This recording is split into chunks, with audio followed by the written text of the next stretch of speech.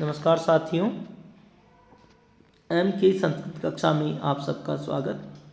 आज हम कारक प्रकरण के द्वितीय भाग में प्रथमा विभक्ति के विषय में पढ़ेंगे। प्रथमा विभक्ति का प्रथम सूत्र है प्रातिपदिकार्थ लिंग परिमाण वचन मात्रे प्रथमा। इसकी वृत्ति नियतो उपस्थिति का प्रातिपदिकार्थ है मात्र शब्द से प्रतीकम योग है। प्रातिपदिकार्थ मात्रे लिंग मात्रादि के परिमाण मात्रे संख्या मात्रे च प्रथमा स्यात्। अर्थात जहाँ प्रातिपदिक पद के अर्थ में लिंग मात्र के प्रयोग में, परिमाण मात्र के प्रयोग में, वचन मात्र के प्रयोग में प्रथमा विभक्ति का प्रयोग किया जाता है। नियतोपस्थिति के प्रातिपदिकार्थ है, अर्थात किसी नियत अर्थ या किसी सार्थक पद को बताने वाले प्रातिपदिक पद के प्रयोग में प्रथमा विभक्ति का प्रयोग किया जाता है।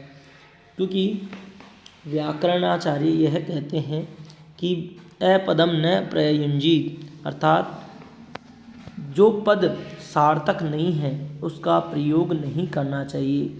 इसलिए जब तक किसी भी पद से सुप या तिंग प्रत्यय नहीं जुड़ जाते हैं तब तक वह सार्थक नहीं बनता है।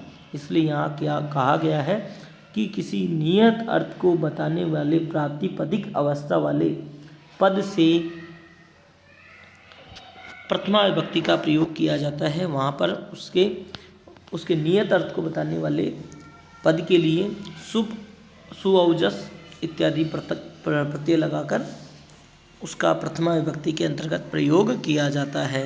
इसी प्रकार किसी व्यक्ति, वस्तु इत्यादि का लिंग बताने के लिए, किसी वस्तु का परिमाण, उसकी मात्रा बताने के लिए, किसी संख्या बताने के लिए, एक, दो या बहुवचन, बहुत सारे, इस प्रकार वचन बताने के लिए, संख्या बताने के लिए प्रथमा विभक्ति का प्रयोग किया जाता है। यथा उदाहरण हम देखते हैं, कृष्ण है गच्छति।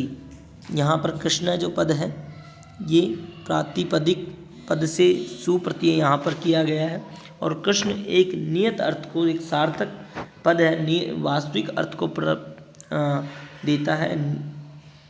उसी प्रकार उच्चई अर्थात ऊपर, नीचे अर्थात नीचे, श्री अर्थात रमा, ज्ञानम अर्थात ज्ञान, ये नियत अर्थ हैं। अनियत अर्थ वाले इन पदों को प्रयोग करने के लिए प्रातिपदिक अवस्था में इनका प्रयोग, इन प्रातिपदिक अवस्था वाले इन पदों का प्रयोग करने के लिए प्रथमा विभक्ति का प्रयोग किया जाता है। सु और जस प्रत्यय इनमें लगाकर इन पदों का प्रयोग किया जाता है।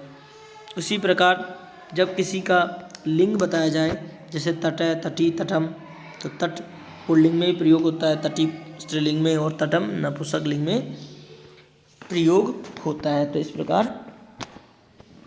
तट, तटी, तटम किसी का लिंग निर्धारण करने में, लिंग बताने में भी प्रथमा विभक्ति का प्रयोग किया जाता है।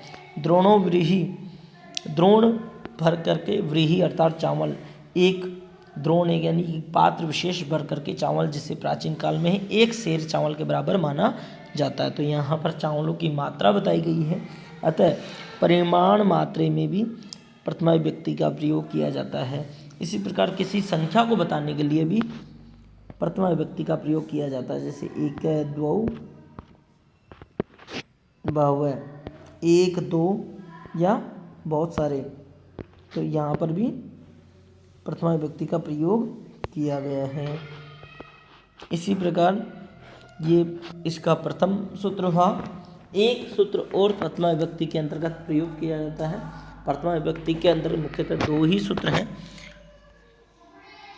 दूसरा जो सूत्र है वो है संबोधनी च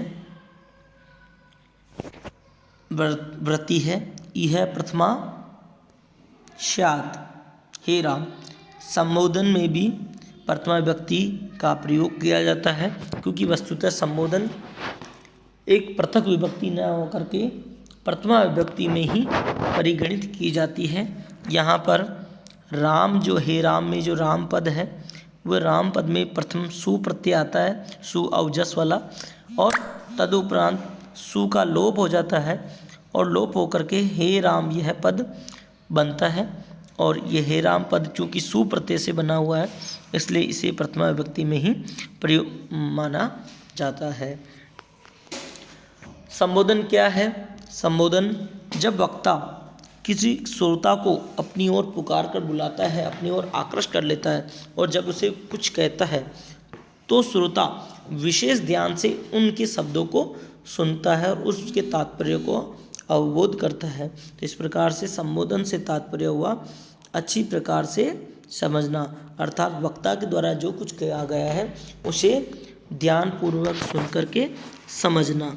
तो इसलिए संबोधन में भी प्रथमा विभक्ति का प्रयोग किया जाता है। तो इस प्रकार हमने इस वीडियो के माध्यम से प्रथमा विभक्ति के जो दो मुख्य सूत्र हैं उनके विषय में अध्ययन किया। अग्रिम कक्षा में हम द्वितीय, तृतीय, चतुर्थी इत्यादि विभक्तियों का अध्ययन करेंगे। तब तक के लिए धन्यवाद। नमस्कार।